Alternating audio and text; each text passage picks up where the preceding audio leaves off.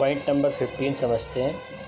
इसमें देखिए, इसमें पॉइंट नंबर 15 में x plus i y equal to function of a plus i y, या तो दोनों तरफ कॉम्प्लेक्स नंबर्स हों या एक तरफ आपकी कॉम्प्लेक्स नंबर हो, जैसे यहाँ पे जो रखी है, और दूसरी तरफ कॉम्प्लेक्स नंबर का कॉम्प्लेक्स फंक्शन हो। ठीक है, ये दो चीज़ें हो सकती हैं, x plus i y equal to function of a plus i y, या फिर g of x plus i y equal to f of i plus y. ठीक है, ये दो केस हो सकते हैं कि दोनों तरफ या तो कॉम्प्लेक्स फंक्शंस और कॉम्प्लेक्स नंबर्स के फंक्शंस होंगे, या फिर एक तरफ कॉम्प्लेक्स नंबर का फंक्शन होगा और दूसरी तरफ कोई कॉम्प्लेक्स नंबर अपने स्टैंडर्ड फॉर्म यानी x प्लस आई वाई के फॉर्म में लिखी हुई। तो इन दोनों केसेस में क्या होगा, आपने अगर दोनों तरफ both side, if we take both side conjugate, तो क्या रिजल्ट मिलेगा आपको? x प्लस आई वाई का मिल जाएगा x माइनस आई वाई, और जहाँ जहाँ फंक्शन में a प्लस आई वाई या जो भी कॉम्प्लेक्स नंबर आ रही होगी वहाँ पर a प्लस आई वाई की जगह पर a माइनस आई वाई है, a माइनस आई वाई हो जाएगा। या जैसे ये फंक्शन है, दोनों तरफ फंक्शन है complex function g plus x y f plus i y, और कंजुगेट ले बोथ साइड, तो g of x minus y i y equal to f of i minus Y.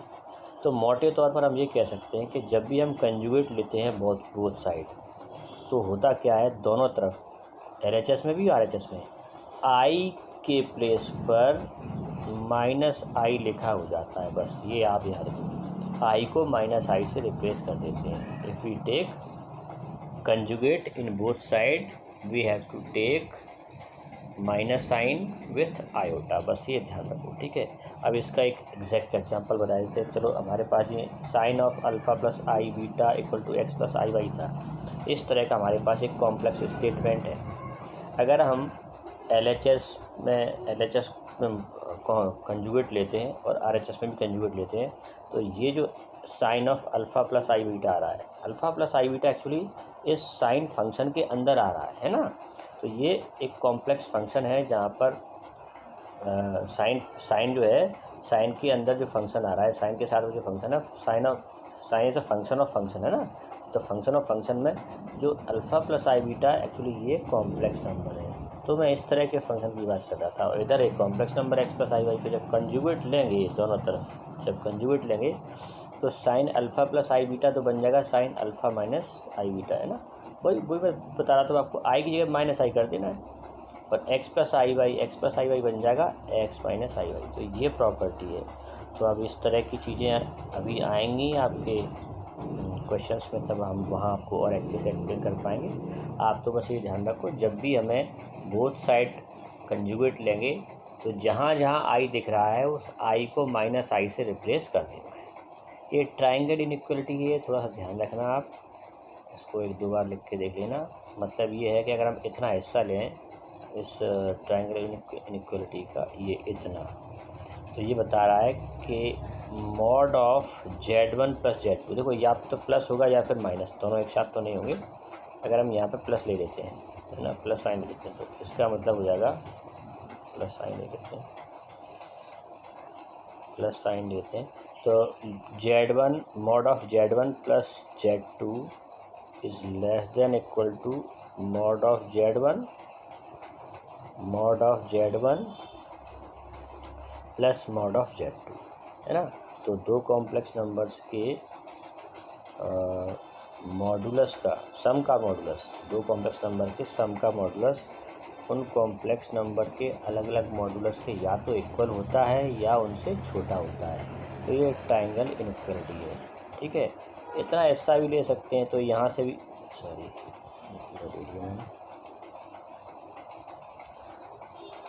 यहाँ से लेकर इतना पार्ट भी ले सकते हैं।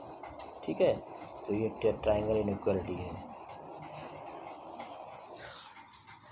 एक चीज़ और मैंने आपको बताई थी कि पहले भी हमें इसको डिस्कस कर चुके हैं कि कॉम्प्लेक्स नंबर में जो नेक्स्ट पॉइंट है 17, वो इसी से रिलेटेड। कॉम्प्लेक्स नंबर में ऑर्डर रिलेशन डिफाइन नहीं होता। Order relation is not defined in complex numbers. कहने का मतलब ये है कि नंबर्स में, रियल नंबर्स में हम ऐसा लिख सकते हैं कि जैसे मैंने यहाँ पर रियल नंबर लिख दी 5 और मैंने यहाँ पर लिख दी 2। अब अगर मुझे लेस देन ग्रेटर देन का साइन लगाना हो तो मैं ये वाला साइन लगाऊंगा या ये वाला? आप बताएंगे कि सर बड़ी नंबर की तरफ, बड़ी नंबर है इधर लेफ़्ट साइड में, तो ये वाला साइन रहेगा। अगर मैं ऐसे लिख देता हूँ 7 10 तो साइन कौन सा लगेगा? ये वाला लगेगा। तो हम रियल नंबर में तो बड़ा छोटा बता सकते हैं, it is less, it is more, लेकिन कॉम्प्लेक्स नंबर में ये सब चीज़ें नहीं बताई जा सकती। एक कॉम्प्लेक्स नंबर है Z1, अब Z1 है 2 + 3 आयोटा। एक कॉम्प्लेक्स नंबर है Z2 और ये है 4 - 7 आयोटा।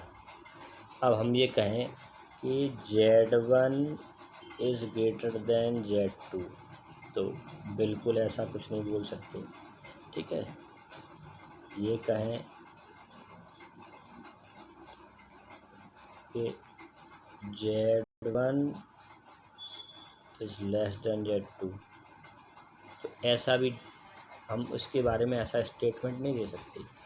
कॉम्प्लेक्स नंबर में बड़ा छोटा नहीं डिफ़ाइन किया जा सकता, लेकिन ऐसा बोल सकते हैं कि mod of Z1 is less then mod of Z2, मतलब उनके मॉडुलस के बारे में कुछ स्टेटमेंट दिया जा सकता है, क्योंकि मॉडुलस तो अपने आप में एक रियल नंबर ही होगी। जब आप मॉड Z1 निकालोगे तो ये एक रियल नंबर होगी, मॉड Z2 निकालोगे तो वो एक रियल नंबर होगी। तो उनके मॉड्स के बारे में तो ऑर्डर रिलेशन डिफाइन होगा। ऑर्डर रिलेशन से मतलब ये है हम एक कॉम्प्लेक्स नंबर को दूसरी कॉम्प्लेक्स नंबर से ज़्यादा या कम ऐसा स्टेट नहीं कर सकते, ऐसा उसके बारे में स्टेटमेंट नहीं दे सकते, ठीक है। लेकिन रियल नंबर्स के बारे में हम दे सकते हैं, ठीक है। तो ये इस पॉइंट का मतलब था, order relation is not defined in complex number in case of complex number. Complex number में ऑर्डर रिलेशन डिफाइन नहीं होता। हाँ, दो कॉम्प्लेक्स नंबर इक्वल हो सकती हैं, कब? ये कंडीशन आपको बता चुके हैं, जब उनके रियल पार्ट्स इक्वल हों, उनके इमेजिनरी पार्ट्स इक्वल हों, तब वो दो कॉम्प्लेक्स नंबर्स इक्वल होती हैं। तो ये कुछ पॉइंट्स थे जो कंजुगेट और मॉडुलस से रिलेटेड। अब इनमें एक दो पॉइंट यहाँ इस पिक्चर में नहीं है तो मैं आपको और नोट करा देता हूँ, वो भी याद कर लेना। पॉइंट नंबर 17 तक हमने नोट किया है, पॉइंट नंबर 18 क्या नोट करेंगे वो देखना है, ठीक है। पॉइंट नंबर 18 में आप लिखेंगे, अगर मैंने एक कॉम्प्लेक्स नंबर ले ली Z और Z का मैंने क्या ले लिया है? कंजुगेट। अगर मैं कंजुगेट का अगेन कंजुगेट लेता हूँ तो ये क्या आ जाएगा? वापस वही कॉम्प्लेक्स नंबर आ जाएगी। तो ये पॉइंट नंबर 18 में नोट करना, conjugate of conjugate equal to Z, ठीक है। तो ये पॉइंट इसमें नहीं है, पिक में तो मैंने आपको और बता दिया। एक और कर लेंगे नोट, पॉइंट नंबर 19, ठीक है। ये मुझे बाद में याद आए तो फिर इस पिक में नहीं है, अभी टाइप भी नहीं कर पाए थे। तो अब पॉइंट नंबर नेक्स्ट जो पॉइंट है वो आपको बता रहा हूँ, पॉइंट नंबर 19। इसमें क्या लिखेंगे आप? इसमें लिखना है आपको कि अगर कॉम्प्लेक्स नंबर है और उसके कंजुगेट का मॉडुलस लिया, क्या लिया? कंजुगेट का मॉडुलस, और उस कॉम्प्लेक्स नंबर का मॉडुलस लिया, तो ये दोनों मॉडुलस आपस में इक्वल होंगे, यानी Z का और Z कंजुगेट इन दोनों के मॉडुलस आपस में इक्वल वैल्यू रखते हैं, ठीक है। आप इस चीज़ को वेरीफाई भी कर सकते हो। देखो कैसे कर सकते हैं, अगर हम Z की बात करें, Z = x + i है, तो मॉड ऑफ Z होगा √(x² + y²), और Z कंजुगेट निकालेंगे तो आएगा आपका x - iy, है ना। और जब इसका आप मॉड निकालोगे तो ये भी आएगा √(x² + y²), तो सेम आएगा दोनों का। इसलिए हम कह सकते हैं कि mod of Z conjugate equal to mod of Z, ठीक है। तो ये सारे पॉइंट्स आपको मैंने नोट करा दिए, इन्हें अच्छे से आप अपनी कॉपी में नोट कर लें और फिर